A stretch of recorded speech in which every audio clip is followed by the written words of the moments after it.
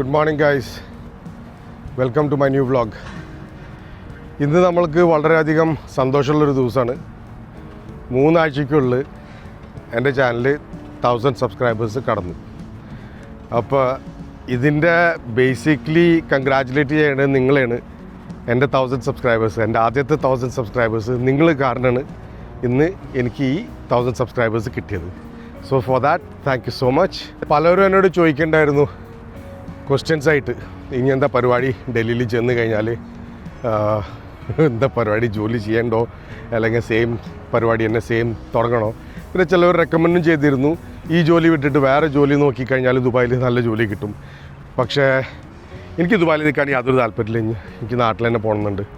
അപ്പോൾ അതുകൊണ്ട് ദുബായിൽ വെച്ചിട്ടൊന്നും നോക്കണില്ല. ഞാൻ ഇപ്പോൾ തിരിച്ച് ഡൽഹിയിൽ ചെന്ന് കഴിഞ്ഞാലും ഞാൻ ഒന്നാമത്തെ യൂട്യൂബ് എൻ്റെ ഓൾറെഡി 2 ചാനലായി. ഇപ്പോൾ ഒന്ന് ഡൽഹി മലയാളിയും പിന്നെ ഒരെണ്ണം DJ Neo ചാനലും, പിന്നെ വേറെ ഒരെണ്ണം വാണ്ടർ ബൈ നിയോ എന്ന് പറഞ്ഞ ഒരെണ്ണം തുടങ്ങിയിരുന്നു. അത് ട്രാവൽ ചാനലായിട്ടാണ് ഞാൻ കരുതിയത്. പക്ഷേ അത് അധികം നമുക്ക് കറങ്ങാനൊന്നും പറ്റില്ല. അപ്പോൾ അതുകൊണ്ട് അത് അവിടെ അങ്ങനെ തന്നെ ഉണ്ട്. അപ്പോൾ ബേസിക്കലി യൂട്യൂബ് ഒരു പാസീവ് ഇൻകം ആയിട്ടാണ് ഞാൻ കണക്കാക്കുന്നത്. പിന്നെ ട്രേഡിങ്ങും ഞാൻ പറഞ്ഞ മതി ഞാൻ പഠിച്ചുകൊണ്ടിരിക്കുകയാണ്. ഈവൻ ദോ 3 ഇയേഴ്സായിട്ട് ഞാൻ ട്രേഡിങ് ചെയ്യുന്നുണ്ട്. പ്രോഫിറ്റബിൾ ആണ് എനിക്ക്. പക്ഷേ എന്നാലും അത് ഞാനിപ്പോഴും പഠിച്ചുകൊണ്ടിരിക്കുക. നമുക്ക് അറ്റ്ലീസ്റ്റ് ഒരു 3-4 കൊല്ലത്തെ 5 കൊല്ലത്തെ എക്സ്പീരിയൻസ് വേണം. ആ കോൺഫിഡൻസ് വരണം. ഇപ്പോൾ ട്രേഡിങ്ങും ഞാനൊരു പാസീവ് ഇൻകം ആയിട്ടാണ് ഞാൻ കണക്കാക്കുന്നത്. പിന്നെ ഞാൻ പറഞ്ഞ മാതിരി എൻ്റെ വേറെ വ്ളോഗ്സിൽ ഞാൻ പറഞ്ഞ മാതിരി ഞാൻ കൂടുതലും പഠിപ്പിക്കാനുള്ള പരിപാടിയിലാണ് ഈ നോക്കുന്നത്. മ്യൂസിക് പ്രൊഡക്ഷനും അതിൻ്റെ പരിപാടിയിൽ ഞാൻ നോക്കാൻ പോകുന്നത് എൻ്റെ മെയിൻ ഇൻകമായിട്ട്. അപ്പോൾ അതാണ് പരിപാടി. പിന്നെ സ്പെഷ്യലി ഒരാൾ എനിക്ക് കമൻറ്റ് ചെയ്തിരുന്നു, എൻ്റെ വൈഫ് ഫോറിനറാണ്. എൻ്റെ സഹോദര, നമ്മുടെ ഇന്ത്യയിൽ തന്നെ ഒന്ന് ജോഗ്രഫി പഠിച്ചു നോക്കും നിങ്ങൾ. അതുമാത്രമല്ല, ഇന്ത്യ ഒന്ന് ട്രാവൽ ചെയ്ത് നോക്കും, നിങ്ങൾക്ക് മനസ്സിലാവും. നമ്മുടെ ഇന്ത്യയിൽ തന്നെ പല രൂപത്തിലും ജനങ്ങളുണ്ട്. കേരളത്തിൽ പോയാലും ശരി, ചെന്നൈയിൽ പോയാലും ശരി, കർണാടകത്തിൽ പോയാലും ശരി, ബാംഗ്ലൂർ. നോർത്ത് ഈസ്റ്റിനെ പറ്റി കേട്ടിട്ടുണ്ടോ? നോർത്ത് ഈസ്റ്റിൽ കൂടുതലും ആൾക്കാരെ കാണുന്നത് നിങ്ങൾ ചൈനക്കാരെന്ന് പറയല്ലേ, ഫിലിപ്പീനുകളെന്ന് പറയല്ലേ, അവർ നമ്മുടെ ഇന്ത്യക്കാരാണ്. എൻ്റെ വൈഫ് നോർത്ത് ഈസ്റ്റിനാണ്. അത് ഇന്ത്യയിൽ പെട്ട ഒരു രാജ്യമാണ്, എന്ന് വെച്ചാൽ സ്റ്റേറ്റ്. അവിടെ നിന്നാണ് ഞാൻ കല്യാണം കഴിച്ചിരിക്കുന്നത്. ചിലവർ പറഞ്ഞാൽ ഞാൻ ഫോറിനറിനെ കെട്ടിക്കൊണ്ട് എൻ്റെ പാരൻസിനെ കാണാൻ പോകാൻ പറ്റിയിട്ടില്ലെന്ന്. അപ്പോൾ ആ ഒരു നിങ്ങൾ സ്വന്തം ഡിസിഷൻ എടുക്കരുത്, ഇങ്ങനെയാണ് പറ്റിയെന്ന്. ഞാൻ കെട്ടിയത് ഇന്ത്യ തന്നെയാണ്. പിന്നെ ഞാൻ എന്തുകൊണ്ടാണ് നോർത്ത് ഈസ്റ്റിൽ നിന്ന് ഒരു പെണ്ണിനെ കല്യാണം കഴിച്ചതെന്ന് പറഞ്ഞാൽ ലവ് സ്റ്റോറി തന്നെയാണത്. എന്ന് വെച്ചാൽ സ്നേഹിച്ചു, കല്യാണം കഴിച്ചു. നമ്മൾക്ക് യാതൊരു പ്രശ്നമൊന്നുമില്ല. നമ്മളിപ്പോൾ ഓൾമോസ്റ്റ് 10-15 കൊല്ലമായി നമ്മളൊപ്പം തന്നെയാണ്. ഒരു മോനുണ്ട് എനിക്ക്, അവനക്ക് 12 വയസ്സായി. അപ്പോൾ എൻ്റെ പേഴ്സണൽ ലൈഫിൽ വിചാരിച്ചിട്ട് നിങ്ങളധികം ബുദ്ധിമുട്ടണ്ട. എനിക്ക് കേരളത്തിൽ നിന്ന് പെണ്ണ് കിട്ടാണ്ടിട്ടൊന്നുമല്ല. പക്ഷേ ഞാൻ ഡൽഹിയിലായതുകൊണ്ട് ഡൽഹിയിൽ വെച്ച് പരിചയപ്പെട്ടു, നമ്മൾ കല്യാണം കഴിച്ചു, അത്രേ ഉള്ളൂ, വേറെ ഒന്നുമല്ല. പലർക്കും പലരുടെ മറ്റവരുടെ പേഴ്സണൽ ലൈഫിൽ എന്താ നടക്കണമെന്ന് അറിയണ ഭയങ്കര ഒരു ഇൻട്രസ്റ്റ് ഉണ്ട്.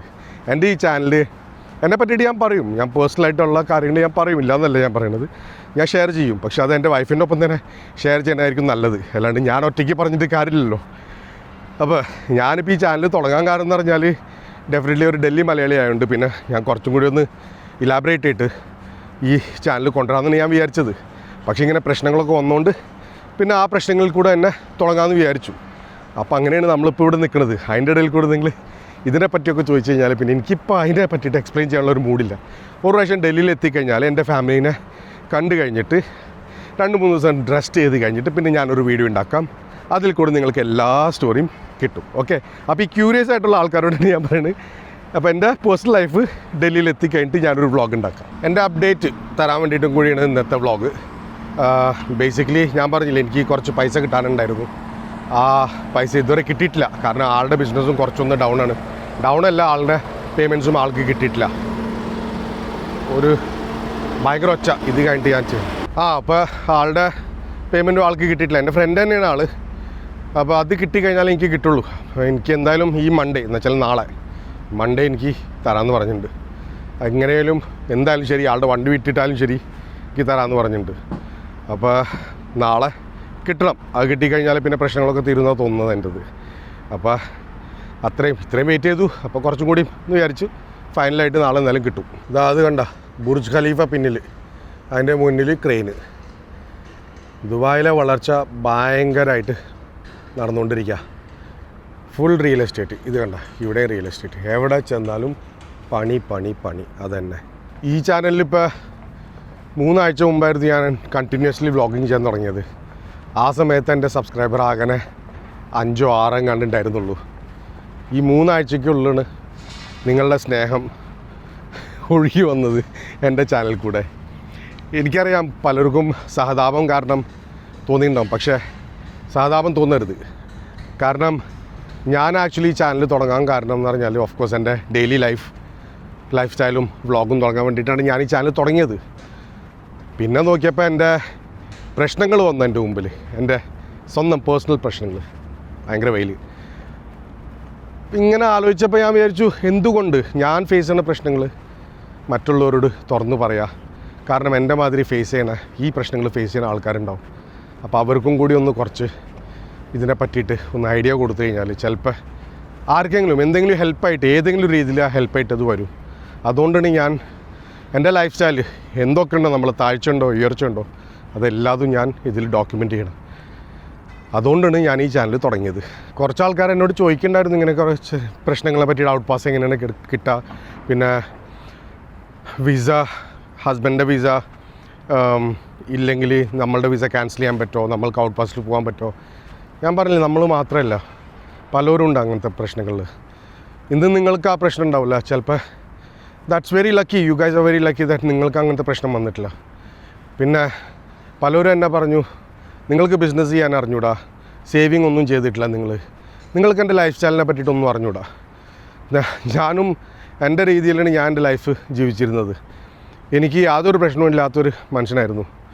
പക്ഷേ പെട്ടെന്ന് പാൻഡമിക് വന്നു, പലതും നമ്മൾ പ്രതീക്ഷിക്കാത്തത് പോവും. അത് നമ്മൾ പ്രതീക്ഷിക്കാത്തതാണ്, മനസ്സിലായില്ലേ? ഇപ്പം ഇന്നലെ തന്നെ ഞാൻ 2-3 ഇങ്ങനെ വെറുതെ ന്യൂസുകൾ കാണായിരുന്നു. അതിൽ കുറേ ആൾക്കാർ, ഒരു ജോയ് എന്ന് പറഞ്ഞൊരാൾ, കപ്പൽ ജോയ് എന്നാണ് പറഞ്ഞിരുന്നത്, ഭയങ്കര മൾട്ടി ബില്യണർ ആൾ. അയാൾ 37ാമത്തെ 27ാമത്തെ നിലന്ന് ചാടി മരിച്ചു, സൂയിസൈഡ് ചെയ്തു. ഇത്രയും പൈസ ഉണ്ട്, പക്ഷെ എന്തായിരുന്നു പ്രശ്നം? ഇതന്നെ, സൈക്കോളജിക്കലി പ്രോബ്ലംസ് ഉണ്ടായിരുന്നു ആൾക്ക്, ഫൈനാൻഷ്യൽ പ്രോബ്ലംസ് ആയിരിക്കും, പറയാൻ പറ്റില്ല. BR ഷെട്ടി ആൾ ഇവിടുന്ന് പോയി, ഞാൻ പറഞ്ഞു അതിൽ അറ്റ്ലസ് രാമചന്ദ്രൻ ആൾ ഇവിടുന്ന് പോയി. അങ്ങനെ പല എക്സാമ്പിൾസ് കൊണ്ട് ഇത്രയും വലിയ വലിയ കോടീശ്വരന്മാർ ഇവിടുന്ന് പോയിട്ട്, ഞാൻ ഒന്നുമല്ല അതിൻ്റെ മുമ്പിൽ നോക്കിക്കഴിഞ്ഞാൽ. അപ്പോൾ ഇങ്ങനത്തെ പ്രശ്നങ്ങൾ ആർക്കും വരും. അപ്പോൾ നിങ്ങളെൻ്റെ വീഡിയോസ് കാണുന്ന വെച്ചാൽ ഞാൻ ആരെയും താഴ്ത്തി കാണിക്കണോ അല്ലെങ്കിൽ തെറ്റായിട്ട് പറയണോ അല്ല. എനിക്കറിയാം നിങ്ങളുടെ ലൈഫ് ഇന്ന് നല്ലതായിരിക്കും, പക്ഷേ ചിലവരുണ്ട് അവർ നല്ല ലൈഫായിരുന്നു, പെട്ടെന്ന് പ്രശ്നങ്ങൾ വന്നു, ഇങ്ങനെ പെട്ടുപോയി. പുറം രാജ്യമാകുമ്പോൾ നമ്മൾക്ക് എപ്പോഴും അതൊരു പ്രശ്നം തന്നെയാണ് കൂടുതലും. എന്ത് പ്രശ്നം വന്നു കഴിഞ്ഞാലും അത് ഡബിൾ പ്രശ്നമായിട്ടേ വരും നമുക്ക്. ഞാൻ പല കാര്യങ്ങളും നോക്കി ഈ പ്രശ്നത്തിൽ നിന്ന് പുറത്ത് ഇറങ്ങാൻ, പക്ഷെ പറ്റിയില്ല. കാരണം നമുക്ക് ഒരു ഇൻഡിപെൻഡൻ്റായിട്ട് നമ്മൾ ഇതായി ചെയ്യുമ്പോൾ നമ്മൾക്ക് ലോണോ ഇതൊന്നും കിട്ടില്ല ഇവിടുന്ന്, മനസ്സിലായില്ല? എന്ന് വെച്ചാൽ സെൽഫ് എംപ്ലോയിഡ് ആയിരുന്നു ഞാൻ. അപ്പോൾ സെൽഫ് എംപ്ലോയിഡിൻ്റെ ഇതിൽ നമ്മൾക്ക് ലോണോ ഇതൊന്നും കിട്ടില്ല ഇതിനായിട്ട് ചെയ്യാൻ പറ്റിയിട്ട്, എന്താ വെച്ചാൽ പുറത്ത് കറക്കാൻ പറ്റിയിട്ട്, പിന്നെയും ബിസിനസ് മോളിക്ക് കൊണ്ടുവരാൻ. അപ്പോൾ അതൊന്നും കിട്ടാണ്ടായപ്പോൾ നമ്മൾ പെട്ടുപോകും. അങ്ങനെ പല ഇതുണ്ട്. ഞാൻ നമ്മളെ നാടിനെ പറ്റിയിട്ട് വലിയ ഇതായിട്ട് പുകഴ്ത്തി പറയണതല്ല, പക്ഷേ നമ്മുടെ നാട്ടിൽ എന്ന് പറഞ്ഞാൽ നമ്മൾക്ക് അതിനായിട്ട് ഫ്രീഡം ഉണ്ട്, നമ്മളെ ഹെൽപ്പ് ചെയ്യാൻ നമ്മളെ ആൾക്കാരുണ്ട്. ഇവിടെ നിങ്ങളുടെ കയ്യിൽ ഒന്നുമില്ലെങ്കിൽ വളരെ ചുരുക്കം ആൾക്കാർ നിങ്ങളുടെ കയ്യിലുണ്ടാവുള്ളൂ. അത് പ്രശ്നം വരുമ്പോഴേ നിങ്ങൾക്ക് മനസ്സിലാവുള്ളൂ ആരാ നിങ്ങളുടെ ഒപ്പം ഉള്ളത്, ആരാ നിങ്ങളുടെ ഒപ്പം ഇല്ലാത്തത്. അതെനിക്കിപ്പോൾ ശരിക്കും മനസ്സിലായി. എന്നുവെച്ചാൽ 30 കൊല്ലമായി ഇവിടെ ജീവിച്ചിട്ട് ഇത്രയും ഫ്രണ്ട്സും ഇത്രയും ജനങ്ങളും നമ്മളുടെ സ്വന്തക്കാർ വരെ ഉണ്ടായിട്ട് പോലും നമുക്ക് ലാസ്റ്റ് വിരലിൽ, ഈ കയ്യിൽ ഉള്ള വിരൽ അനുസരിച്ചിട്ട് ഒരു കയ്യിലെ വിരലിൽ 1-2 ആൾക്കാരുണ്ടാവുള്ളൂ നമ്മളുടെ ഒപ്പം, അതും നമ്മളെ അത്രയും ഹെൽപ്പ് ചെയ്യാൻ വേണ്ടിയിട്ട്. എനിക്ക് എൻ്റെ ഫ്യൂച്ചറിനെ പറ്റിയിട്ട് അറിയാം. എനിക്കറിയാം ഞാൻ ഇന്ന് തോറ്റിരിക്കുകയാണ്, പക്ഷേ നാളെ ഞാൻ വിജയിക്കും. ഞാൻ തോൽവി സമ്മതിച്ചിട്ടില്ല, മനസ്സിലായില്ലേ? തോൽവി സമ്മതിച്ചെന്ന് വെച്ചാൽ ഇന്ന് നിങ്ങൾ എന്നെ ഈ യൂട്യൂബിൽ എൻ്റെ ചാനലിൽ കൂടെ നിങ്ങൾക്ക് എന്നെ കാണാൻ പറ്റില്ലായിരുന്നു. ചിലപ്പോൾ ഞാൻ എവിടെയെങ്കിലും ഏതെങ്കിലും മൂലക്കിലിരുന്ന് കരയായിരിക്കും, അല്ലെങ്കിൽ കുറ്റങ്ങൾ പറയായിരിക്കും. പക്ഷെ അതല്ല, നമ്മൾ കുറ്റം പറയരുത്, നമ്മളുടെ തെറ്റ് നമ്മൾ തിരുത്തണം. അതാണ് ജീവിതം. പിന്നെ നമ്മളുടെ തോൽവി നമ്മുടെ കയ്യിലാണ്, നമ്മളുടെ വിജയവും നമ്മുടെ കയ്യിലാണ്. നമ്മളൊരിക്കലും മറ്റുള്ളവരെ തെറ്റായിട്ട് കാണിക്കരുത്. എന്നുവെച്ചാൽ ഇപ്പോൾ ഇവിടുത്തെ ലോ, ഇവിടുത്തെ സിസ്റ്റമാണ്, നമ്മൾ അതനുസരിച്ചിട്ട് ജീവിച്ചേ പറ്റൂ. ഞാൻ അതുകൊണ്ട് ദുബായിനെ ഒരിക്കലും ഞാൻ കുറ്റമായിട്ടൊന്നും പറയണില്ല. എന്നുവെച്ചാൽ പലർക്കും അത് തോന്നിയിട്ടുണ്ട്, ഞാൻ ദുബായിനെ പറ്റിയിട്ട് ഇന്ത്യനെ പറ്റി പറഞ്ഞപ്പോൾ പലർക്കും അത് തോന്നി ഞാൻ ദുബായിനെ കുറ്റം പറയാമെന്ന്. അല്ല, ഞാൻ ദുബായിനെ കുറ്റം പറഞ്ഞതല്ല. ഞാൻ എൻ്റെ വീഡിയോയിൽ ഞാൻ പറഞ്ഞിട്ടുണ്ട്, എൻ്റെ തെറ്റായിരുന്നു. I didn't foresee what is coming. അപ്പോൾ നമ്മളുടെ ജീവിതത്തിൽ നടക്കുന്നത് നമ്മളുടെ തെറ്റാണ്.